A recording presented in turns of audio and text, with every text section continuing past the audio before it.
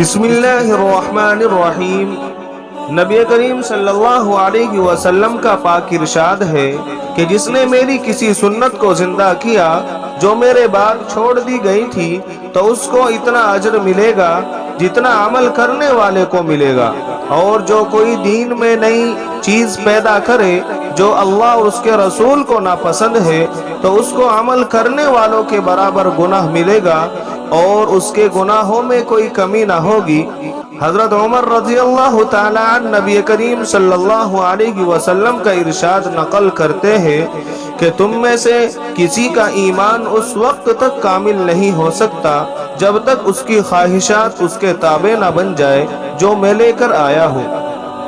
اتباع سنت وہ دولت ہے جس کے ذریعے بندہ بآسانی اللہ تعالیٰ کا پسندیدہ بن جاتا ہے۔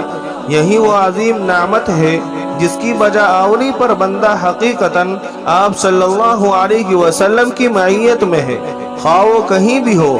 جس کو جو مقام ملتا ہے وہ اتباع شریعت اور اہتمام سنت ہی کی بدولت ملا کرتا ہے، اس کے بغیر کچھ حاصل نہیں ہوتا، نہ منزل ملتی ہے، نہ نجات، نہ ترقیات حاصل ہوتی ہے، نہ کمالات۔ سنت ایسا نور اور روشنی ہے جس سے ہر قسم کی تاریکیاں کافور ہو جاتی ہے۔ جو شخص بھی اس کے سائے میں آ جائے گا، خواہ قصدن آیا ہو یا غیر ارادی طور سے، تو وہ ہر قسم کی تاریکی سے محفوظ ہو گیا۔ کتاب اللہ کے بعد صحابہ کرام رضوان اللہ تعالی علیہم اجمعین کا محور عمل صرف اور صرف اللہ اور اس کے رسول کی ذات تھی، اس لیے وہ تمام اعمال میں آپ صلی اللہ علیہ وسلم کا اتباع کرتے تھے۔ ان شخصیات کی زندگی میں بظاہر چھوٹی سے چھوٹی سنتوں کا مرتبہ نہایت بلند اور برتر تھا اور اس پر مر مٹنے کو تیار رہتے تھے۔ انہوں نے اپنے آپ کو سنت کے سانچے میں مکمل طور پر ڈھال دیا تھا، لباس پوشاک میں، گفتگو میں، کھانے پینے میں، اٹھنے بیٹھنے میں، چلنے پھرنے میں، نماز میں، عبادات میں، معاملات اور تجارت میں۔ غرض یہ کہ ہر چیز میں وہ دیکھتے تھے کہ ہمارے رسول اللہ صلی اللہ علیہ وسلم کا کیا طریقہ تھا۔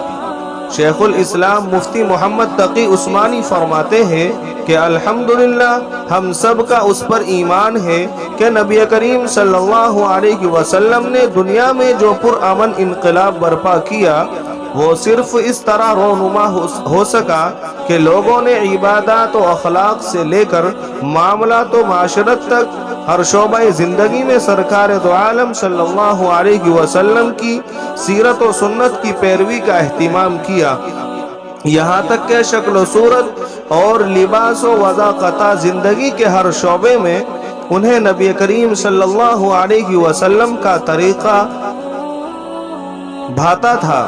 اس معاملے میں نہ کبھی کسی کی ملامت کی پرواہ کی جاتی۔ مسلمانوں کی شناخت اور ان کی عزت اسی میں ہے کہ ان کی صبح سے لے کر شام تک کی زندگی نبی کریم صلی اللہ علیہ وسلم کی سنت کی ٹھیک ٹھیک پیروی میں بسر ہو۔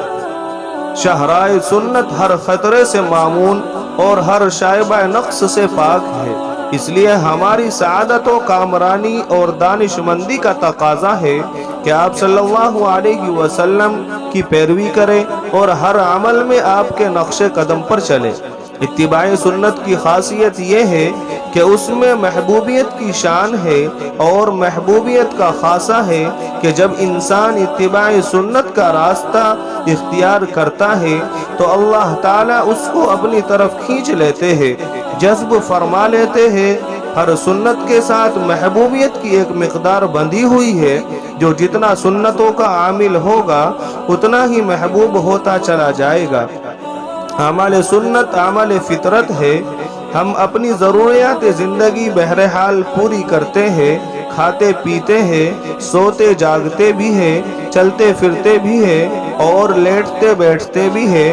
بس اتنا کر لیا جائے کہ ہر کام کے کرنے سے پہلے اتباع سنت کی نیت کر لے، پھر نبی کریم صلی اللہ علیہ وسلم کے اس کام کرنے کا انداز معلوم کر کے اس کو اختیار کر لیا جائے۔ اس اتباع کی برکت سے انہی سب کاموں کا ہر لمحہ عبادت میں لکھا جائے گا اور کام میں اس قدر خیر و برکت اور نور ہوگا کہ اس کا تصور بھی نہیں کیا جا سکتا۔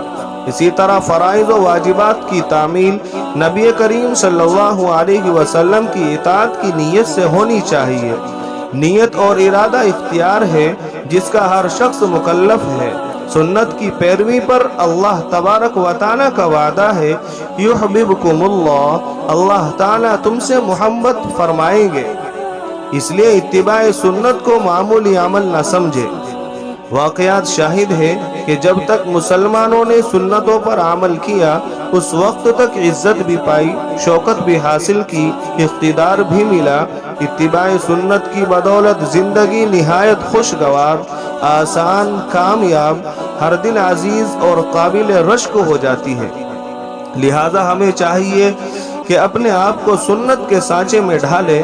ظاہر ہے کہ ایک دم تو ساری سنتوں پر عمل نہیں ہو پائے گا، لیکن اس راستے کی طرف چلنا شروع کر دو، کوشش میں لگ جاؤ، زندگی کا نصب العین بنا لو۔ اگر سچی طلب اور حقیقی جذبہ و پیاس پیدا ہو جائے اور انسان دل میں ٹھان لے کہ میں متبع سنت ہو کر رہوں گا، مبتدع و مخترع بن کر نہیں رہوں گا، تو یہ راستہ آسان سے آسان تر ہو جائے گا۔ ایک اہم بات یہ ہے کہ سنت کو زندہ کرنے کا اہتمام اس طرح کیا جائے کہ کسی پر تنقید نہ کرے۔ کسی سے غلطی ہو جائے تو چپکے سے تنہائی میں اس کو سمجھا دیا جائے۔ یاد رکھے، سنت پر عمل کی مشق سنت پر عمل کرنے والوں کی صحبت اختیار کرنے سے ہوتی ہے۔ اس کے ساتھ ساتھ اللہ سے دعا کرے، اللہ تبارک و تعالی عمل کرنے کی توفیق عطا فرمائے۔ دوستو، ویڈیو اگر اچھی لگے تو لائک اور شیئر کریں اور چینل کو سبسکرائب کریں۔